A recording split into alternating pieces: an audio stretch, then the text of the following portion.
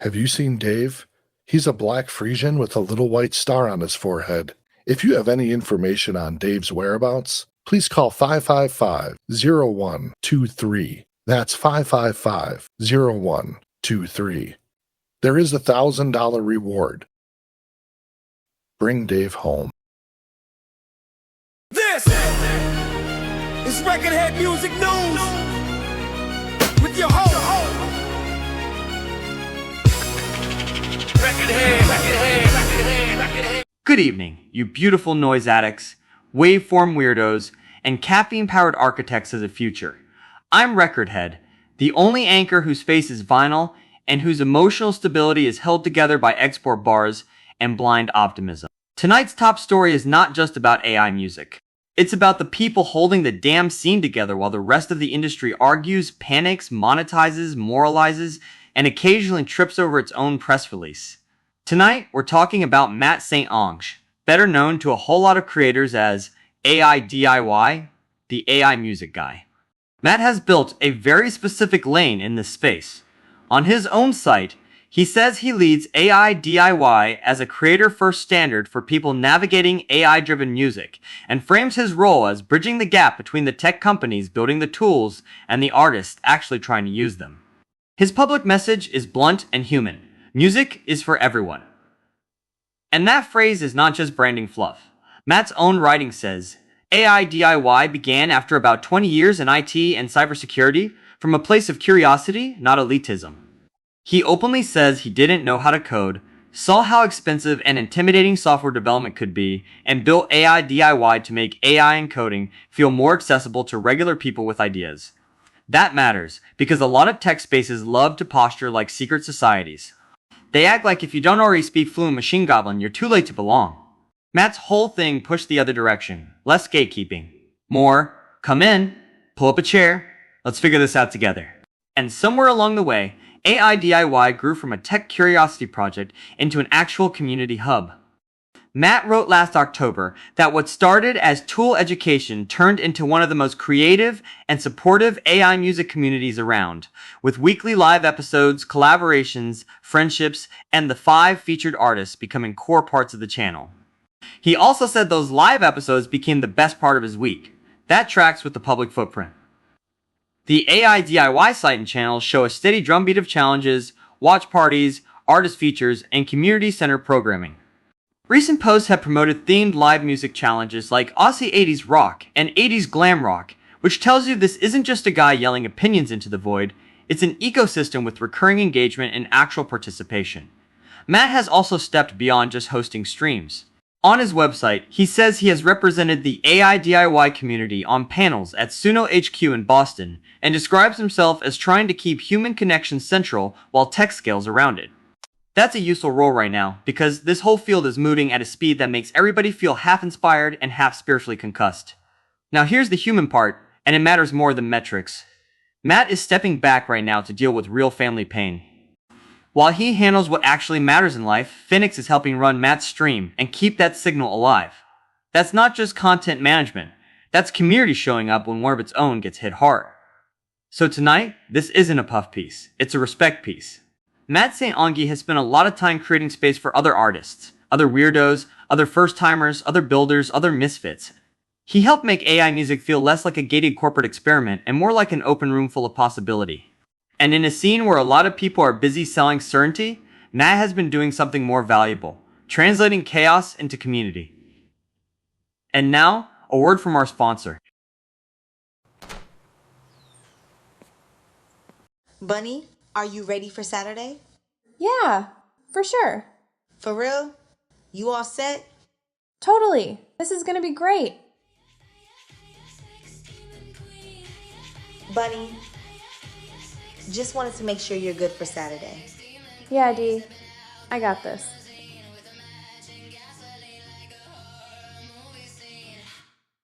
Yo, Bun, it's Saturday. Are you excited? Hell yeah, I am. So what are we doing? Super Saturday show. Oh,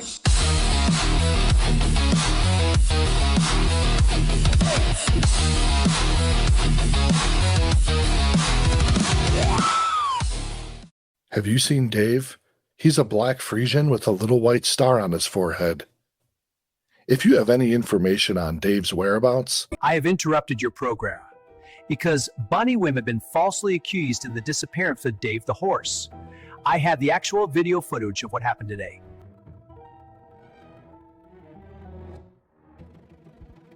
We deny being involved in the abduction of Dave the horse. It was the Iranians.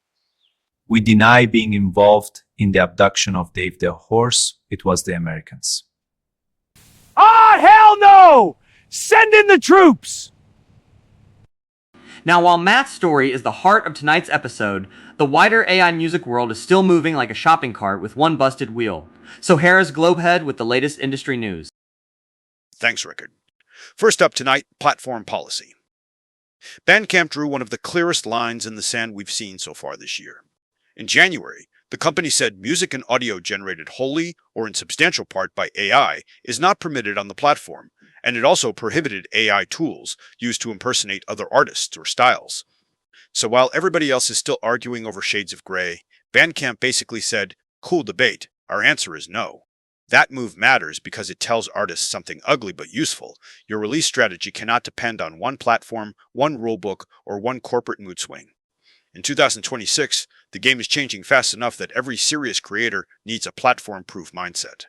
The big legal fight between AI platforms and the music industry is mutating, not disappearing.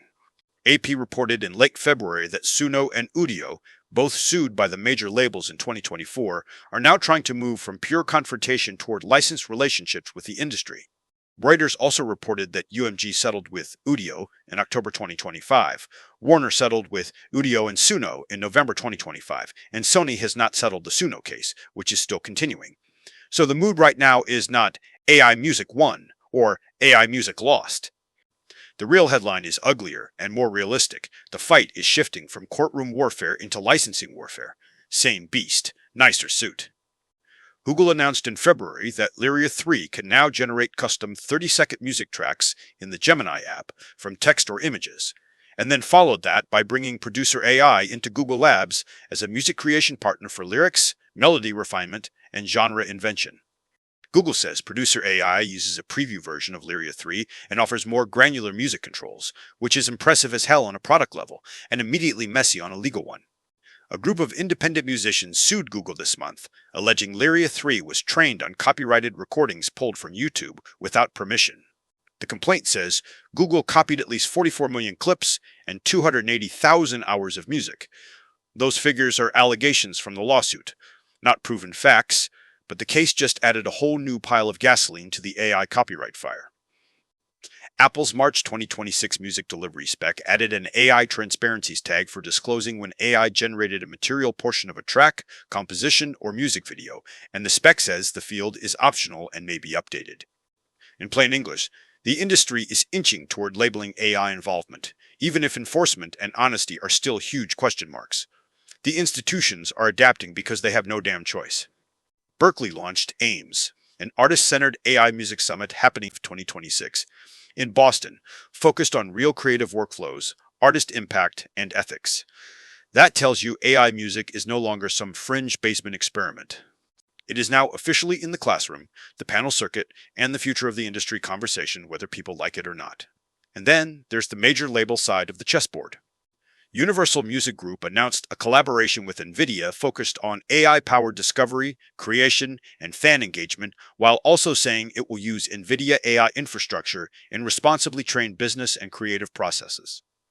So even the companies most eager to sound cautious are still walking straight into the machine. They just want velvet ropes and paperwork on the way in. I'm Globehead, and that's it for this week's industry news. Are you suffering from the Eddie Van Halen air freshener? Excessive headbanging, uncontrollable urge to jump at red lights, families torn apart by endless Panama loops in your head?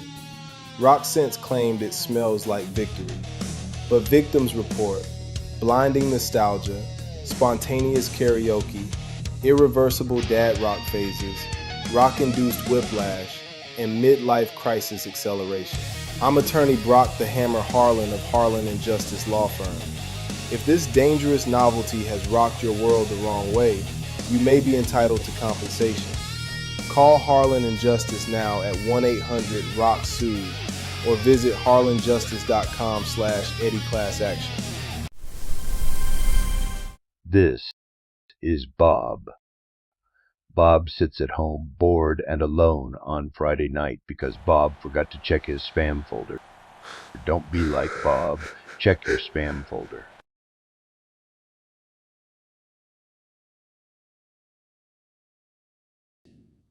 Welcome back. While platforms redraw policies, lawsuits mutate into licensing deals, and giant tech companies keep building louder toys, the actual soul of the scene still lives in communities, in weekly chats, in featured artists, in weird theme nights, in people showing up for each other when real life punches through the screen. That's why the St Onge story hits, because whether you agree with every tool, every platform, every policy, or every direction this industry is taking, community builders matter. Translators matter. Signal boosters matter. The people who make others feel welcome matter. Matt helped do that. AI, DIY helped do that. And right now, while he's dealing with grief and family, it's worth saying plainly, what he built has value. So from Record Head Music News, much love to Matt. And respect to those stepping up in his absence, and every creator still trying to make something honest, while the ground keeps moving under their feet. I'm Record Head. Stay resonant. And save your damn project twice. That was Record Head Music News. Good